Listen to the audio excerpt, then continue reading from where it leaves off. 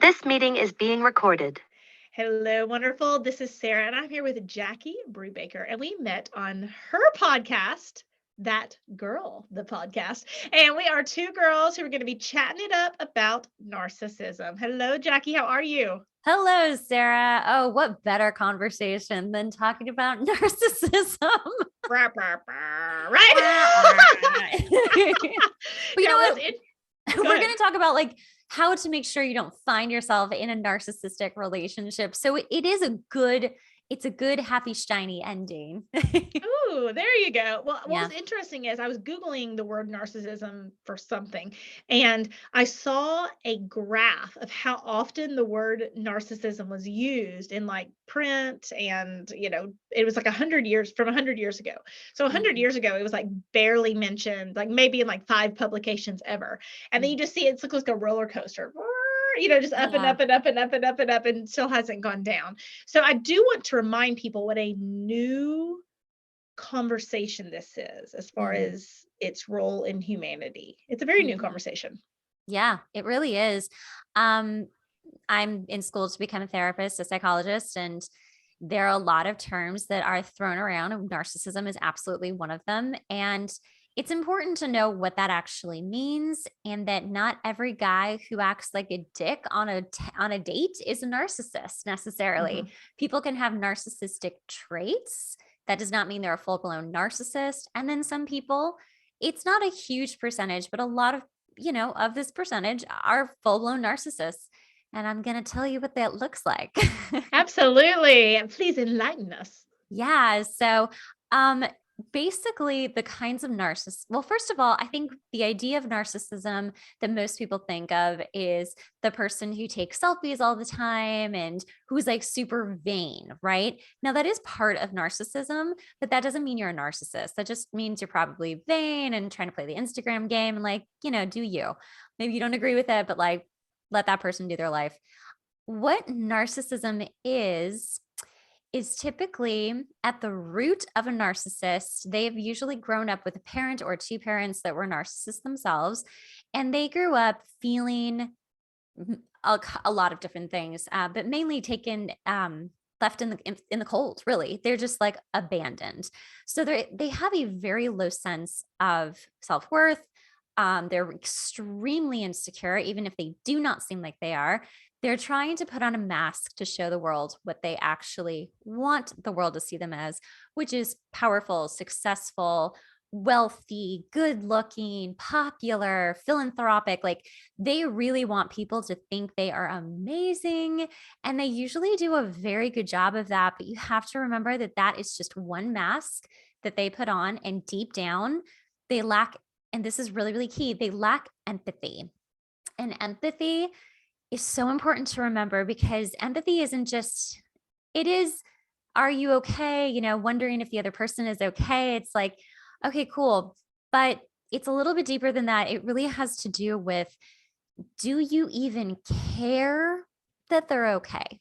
You can ask it all day long, but do you genuinely in your heart care about that person's feelings and could empathize with them, sympathize, literally cry because you feel terrible for them, right? That's like deep, deep feeling empathy. And not all of us cry over our friends or our families, grief. And sometimes we do, but most times we don't. But it's truly, do I care about this person? Narcissists do not care about others. And that is a full-blown narcissist. So when you go on that date with that jerk and he seems like he doesn't care about you, he probably doesn't because you just met. It's like, whatever.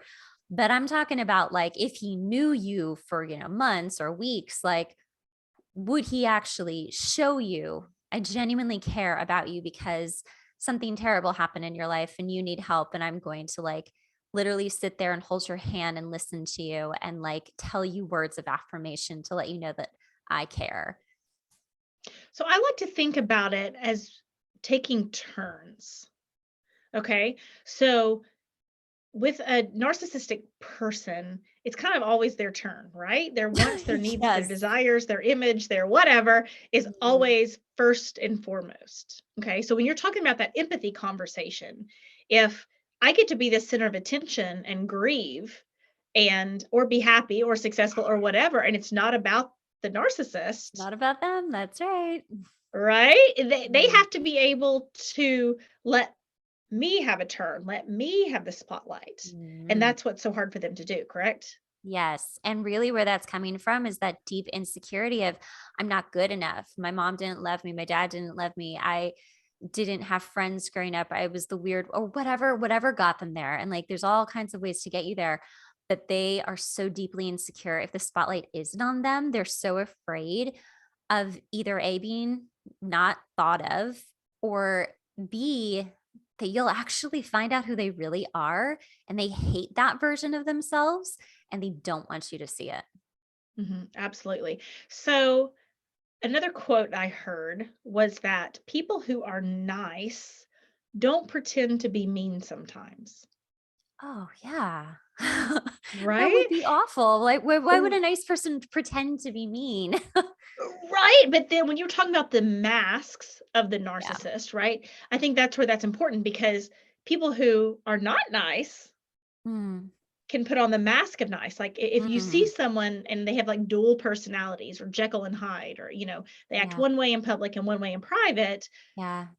it's more likely that they are not nice, pretending to be nice versus actually nice, pretending to be mean.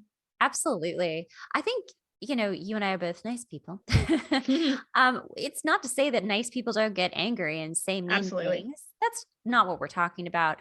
It's the jabs, it's the criticism, it's the poking, it's the like tearing people down little by little every single day with a smile on your face. Like that's not nice. And it's Mhm, not. Like, mhm, oh, but this is mhm, for your benefit. This is because I love you. No backhanded compliment. No, it's not. You're just being mhm, mean for the sake of being mean. And it always comes, that's why I love when you hear, don't take things personally. It's not personal. I don't care if it's a relationship or business, it's not personal because that person projecting that criticism on you, like we just talked about, that is literally directly coming from their own problems that they have not fixed, not addressed, won't even look at. And they're putting it on you to feel powerful. And narcissists, oh my God, they live for power. They literally want to suck up the power of other people and that's when they drain you. It's narcissistic supply is what it's called. They want to drain you of your normal intuition, your gut feelings. They want to make you, not understand the sky is blue, but they'll argue, no, it's not. It's actually green. No, it's not. It's blue. They'll go round and round and round with you. So you actually question your own sanity. And mhm, then and then you start to kind of think, well, maybe I'm nuts. Like, and this person loves me and is trying to help me. They will suck everything away from you, but you usually feel like, no, wait, this is wrong. Like I've never had this in my life. This has to be wrong. And it is. mhm. And within that, it's not about me. It's not personal. Okay. What success stories have you seen in someone changing their personality and being even more kind, being even more loving, being more forgiving, or even having better boundaries, better conflict management skills, and completely changing a narcissist personality? I mean, you can't. You Mhm, can't. Narcissists especially love to attach to people who are empathic, who are mhm, nice people, let's just say. Once they've so they start with love bombing, which I'm sure you've talked about on the podcast. Love bombing is basically, I'm going to give you my nicest face, my nicest masks. I'm going to do everything for you. I'm going to make this like a rom-com and you're going to think you just met your Prince Charming. I'm going to talk about getting married early. I'm going to invite you to meet my parents early. I'm going to talk about moving in together immediately, and really pushes the envelope of like romance. And it's really beautiful in a way because you're like, wow, it is like a movie. I'm living a movie. But they're doing that to just reel you in and attach to you. And then it flips. And then that's when all the criticism starts. And I think a lot of empaths, if they're experiencing this for the first time, they wonder, like, why are they being so mean to me? It's because they want to have power over you. That whole power dynamic that I just talked about, they literally want to control somebody because it's like two people. I'm two people. I get to be me and I get to control this person. make them feel crazy. And then like everybody comes to me, and then they'll flip once it gets too bad for the other person. And they're like, I can't do this. I want to break up. I'm going. Then they'll flip and love bomb again and be like, no, honey, I love you. Oh, we can work this out. Like we have something so special. We do. And you're so confused. It is so hard to see straight or see, which side is up, that you're like, I guess so. We can keep working. And the cycle goes on and on and on.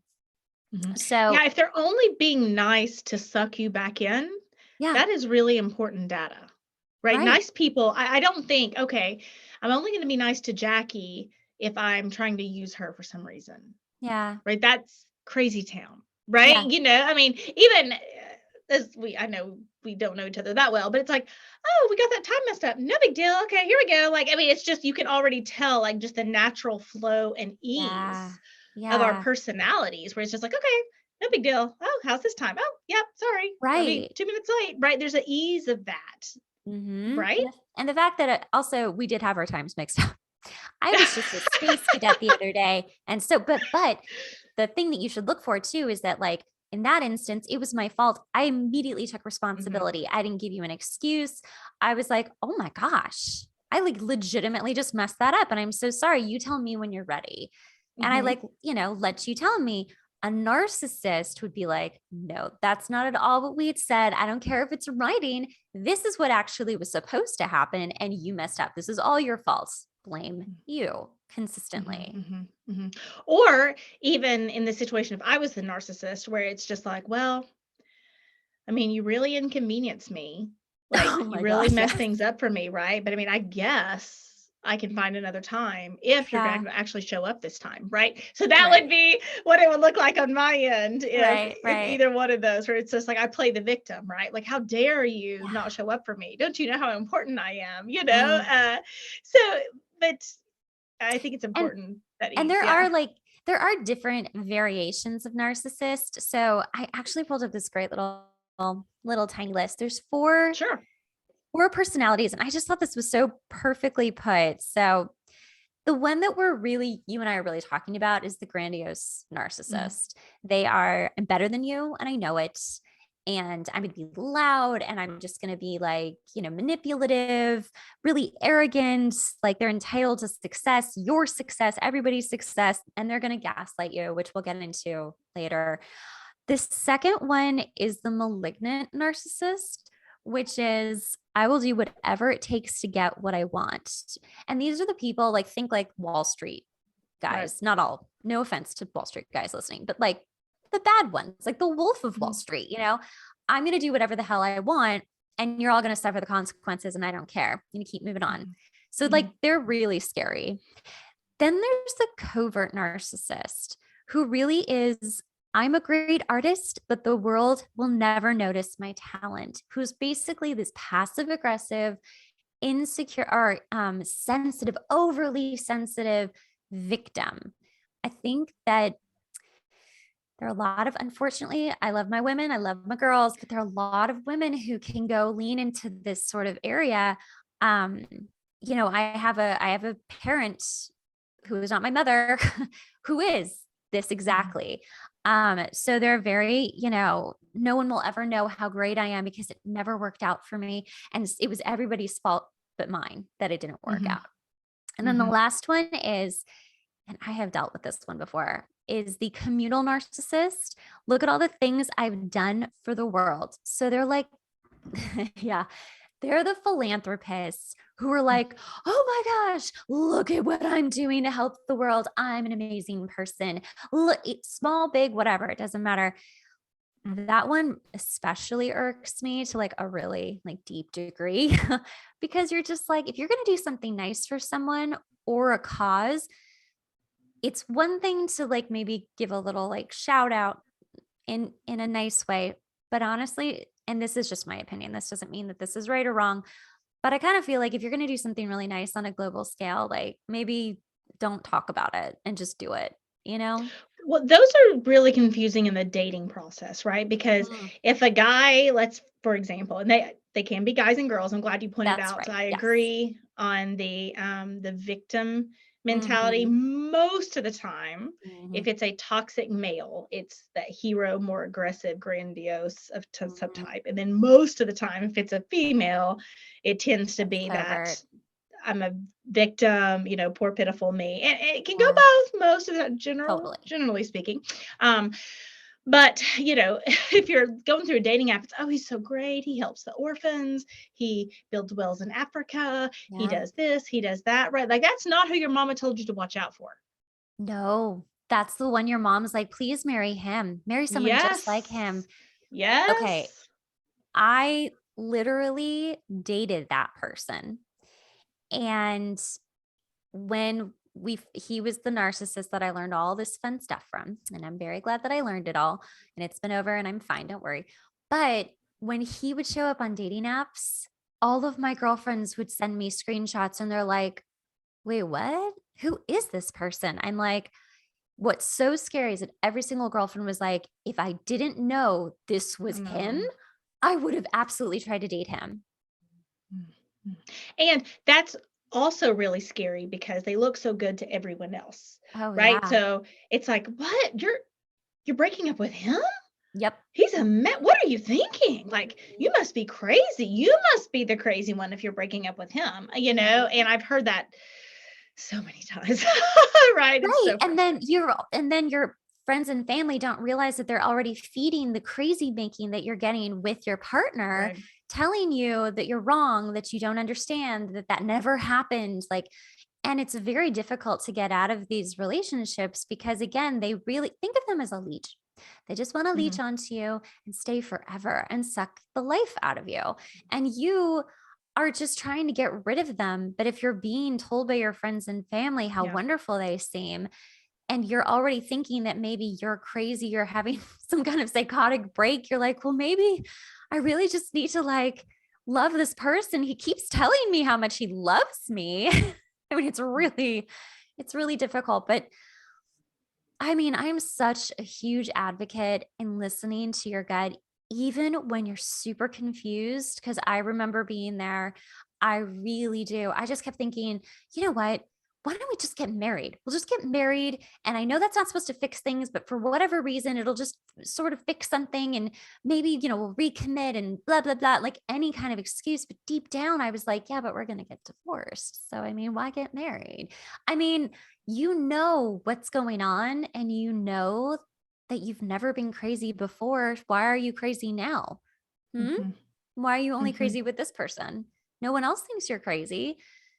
That's when you really have to just, even if you feel extremely confused, just look at your life. Look at the consistency in your life. If you were never crazy before and now you are only with this person, that's your denominator.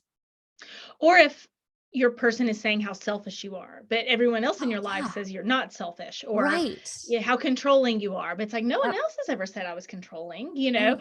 Um, that's really good data points to overcome the feeling of going crazy because it does Yeah. make you feel like you're going nuts. Yeah. They do. So they gaslight you, which Mhm. for those of you listening, like gaslighting is just what we talked about is, oh, we were supposed to get together at 2 o'clock. And then the narcissist says, no, we weren't. We were supposed to get together at 5 o'clock. And you're like, no, look, it's in this email. And they'll be like, Mhm. no, that's wrong.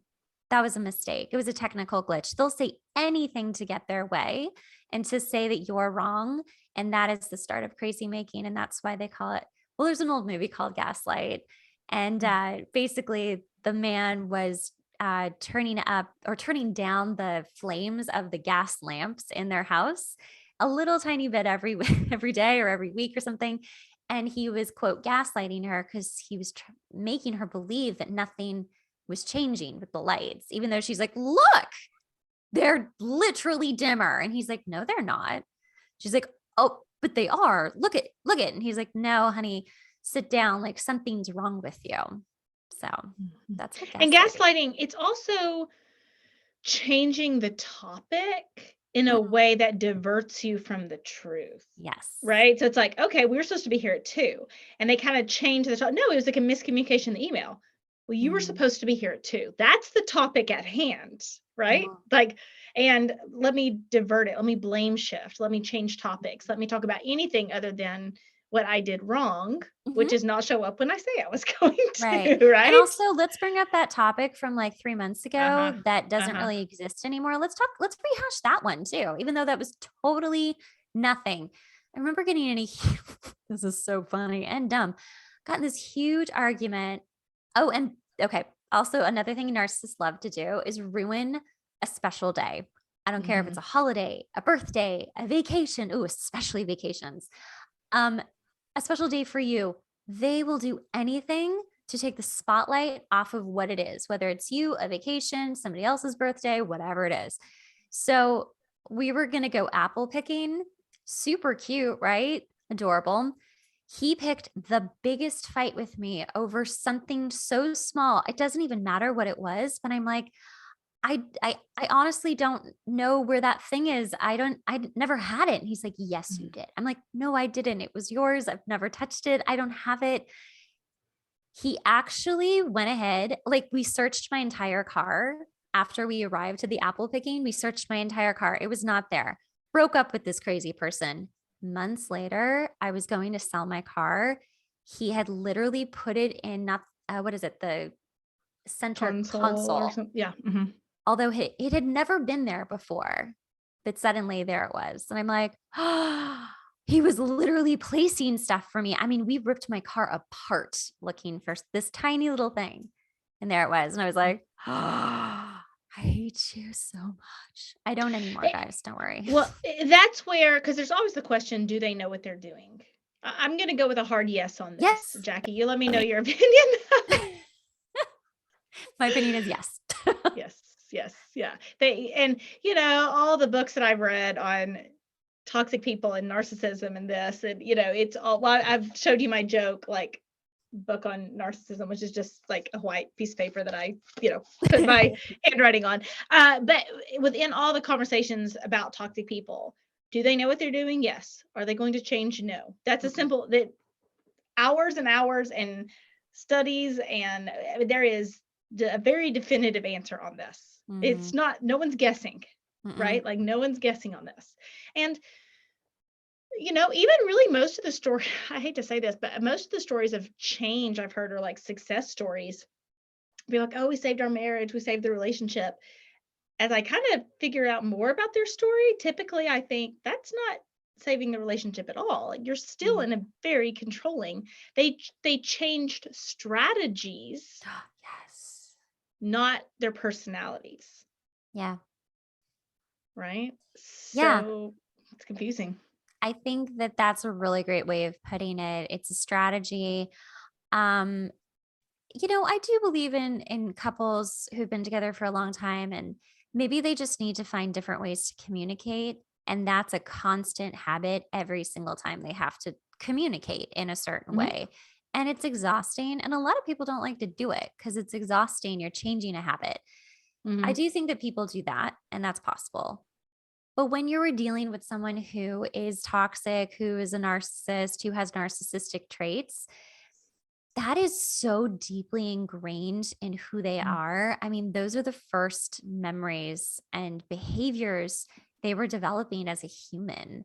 And that's really hard to break. And they may never break it. That's why you really can't cure a narcissist. It's just pathological. And I do my God, how many hours have we all spent as women just being like, what do you think about this? I mean, what if that, or what if this? Do you think I'm not saying like don't give people a chance, but look what you're dealing with, and if any of the things that we've talked about today sound just like your life, you are dealing with a narcissist, like plain and simple. I am all for giving people chances. What we're talking about is not giving them 338. Right. Right. Because by the time you're having that conversation with your girlfriends, it's like there is such data. The patterns have already been set. Like, it's like, because usually we don't talk about, we great. But usually we're not distraught to our girlfriends until it's already a pretty consistent pattern. Because, Right. at first you have those glowy, not beer goggles, but like love goggles, and Right. so it's just like, oh no, he didn't mean it. Oh, it's just a Yeah. bad childhood. Oh, it's just a little stressed today. Oh, that Yeah. type of thing. So really by the time you're having those conversations with the girlfriends, something's very wrong. Absolutely. Completely. And we're, whether you realize it or not, you're telling your friends on purpose. You want them to Yeah. help you. Yeah. And most of the time it's like, help me out of this, And in my own life, in my own self-integrity, like kind of a way I keep myself accountable, is I think, what do I not want to say? Like if Mhm. I'm sitting there with a table with my girlfriends, what's the one piece of the conversation I'm avoiding, Yeah. or I don't really want people to find out, or that is where the gold is, right? And it's Yeah. always interesting when people don't talk to me much about their relationships, or whether it be clients or people in my real life, and they're like, oh yeah, he's great, and they change topics. I'm like, no, no, no, no. I'm if you're not wanting to give me all the details on this, Mhm. you have major doubts that you're trying to ignore. Like Yeah. that is what is happening, right? Because this is what Yeah. I do, right? This is what I do. Yeah. And so yes, in watching out when you're telling your girlfriends, and then really pay attention to what you don't really want your girlfriends to know, because that's important data Right. as well. Right. And I mean, the truth is too, it's like, I think if you pay attention to those pink flags on the very beginning, if you pay attention to your body, physically your Mm-hmm. body when you're with that person, it will tell you everything you need to know. Um, Usually, to be honest, you're not usually going to feel good with a narcissist. Your body will tell you something's up. It will feel nervous. You will feel uneasy. You won't feel good physically in whatever way that comes up. But you'll be so confused because he's putting on, most likely guy, he's putting on a mask that Mm-hmm. looks so good. And it's really hard to compute. Well, why does my body not like what's happening, but yet he's doing all the right things? Feel that. My God, that's the biggest indicator ever to me. I went on a date with someone the other day and I instantly got a little nervous. Like when I first saw him, and it's different than a first nervous kind of, oh, I'm just meeting someone. It's more of a like, why is my body suddenly like kind of on alert? Nice Mm-hmm. guy. Nothing wrong happened, but my body is so attuned to things that you're Mm-hmm. picking up stuff subconsciously that your brain isn't even like ready to work on yet. The pink flags are there. Your brain's like, I'm just still kind of like looking at this person and listening. But your body's like, oh no, no, no, no. We're like conducting a list right now of things that are setting us off.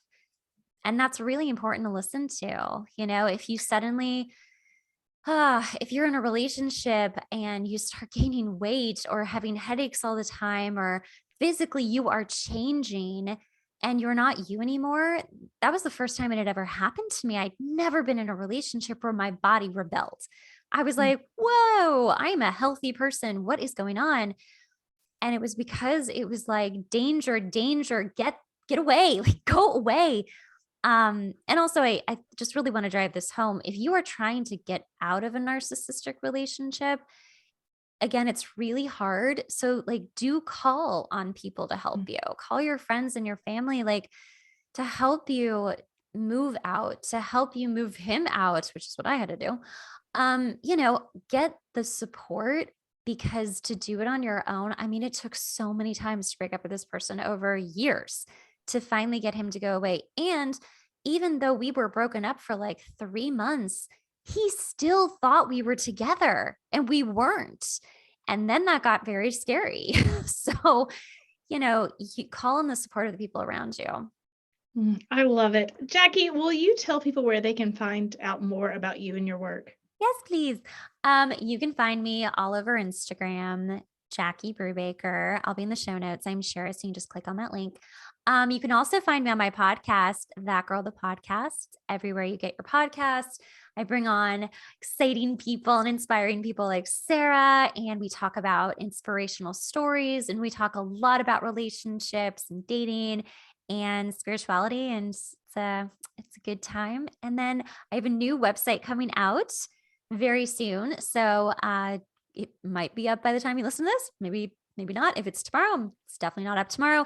But it's called loveyouevenmore.com. It's a wellness hub where you can find all about me and courses and also resources on other people that can help you find your wellness journey. I love it. So if we got to broadcast you to the entire world for 1 minute and you got to tell everyone in the whole world something, what would you tell them? Oh gosh, just be kind to yourself. Life is really, really tough and there's lots of ups and there's lots of downs. But if you're consistently kind to yourself, because we typically tend not to be, we want to break ourselves down and listen to the words of other people that we shouldn't. Just be kind to yourself every day for what you're doing that day. And maybe it wasn't that much, but just you did it. You accomplished the one thing you needed to get done today. And as you go through your journeys, whether they're fun or not so fun, you know, just be kind. Be kind to yourself and others. That's it. Yeah, and consistently kind is Yes. the phrase I use when you're building relationships, you know, romantic relationships, new friendships, new partnerships, that consistent, right? Yeah. Like we're all going to have bad days, but Yep. being consistently kind to yourself and expecting some level of consistency from the people in your life. So it's not a roller coaster of up and down where it's Mm, love bombing, gaslighting, criticizing, it's just like yeah. crazy, literally crazy, It's crazy. I loved that you used that phrase consistently kind because that's one of my favorites. I wanted to point out Yay. 2 uses for it. So awesome. You guys check out That Girl, the podcast, and check out Jackie in the show notes. And Jackie, thank you for helping us on our journey to becoming toxic person proof. You're so welcome. Thank you.